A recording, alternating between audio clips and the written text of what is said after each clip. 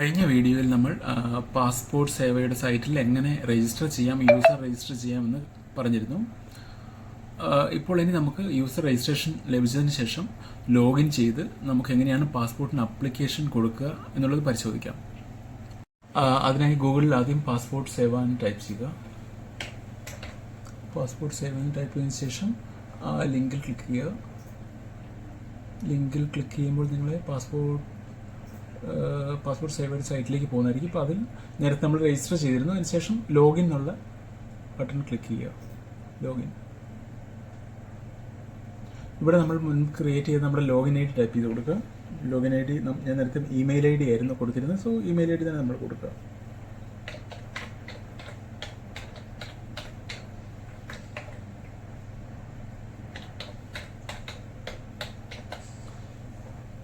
അതിനുശേഷം കണ്ടിന്യൂ കൊടുക്കുക.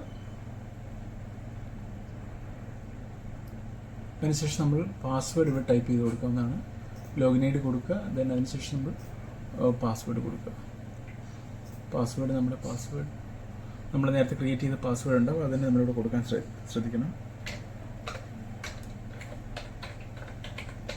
Login I ഡിയും മേലെ കൊടുക്കണം.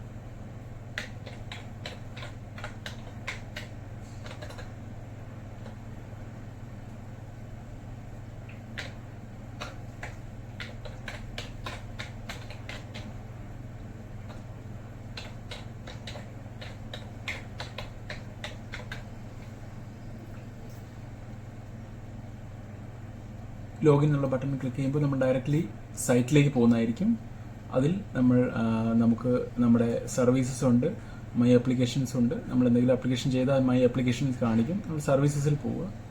സർവീസിൽ പോയാൽ നമുക്ക് ഇവിടെ കാണാം സർവീസിൻ്റെ അണ്ടറിൽ apply for fresh passport or reissue passport എന്നുള്ളത് ഇവിടെ കാണിക്കും. അത് നമ്മൾ ഫ്രഷ് പാസ്പോർട്ടിൽ ക്ലിക്ക് ചെയ്യുക. അല്ലെങ്കിൽ റീഇഷ്യൂ, രണ്ടിനും ഒരേ പ്രോസസ്സ് തന്നെയാണ്. ഈ ഫസ്റ്റ് വരുന്ന ഈ ഒരു വിൻഡോ വരും. അത് നമ്മൾ സ്കിപ്പ് ചെയ്യാവുന്നതാണ്. അതിനുശേഷം നമ്മൾ നമ്മുടെ പാസ്പോർട്ട് ഓഫീസ് സെലക്ട് ചെയ്തത് ഓട്ടോമാറ്റിക്കലി വരും. അതിൽ നെക്സ്റ്റ് കൊടുക്കുക.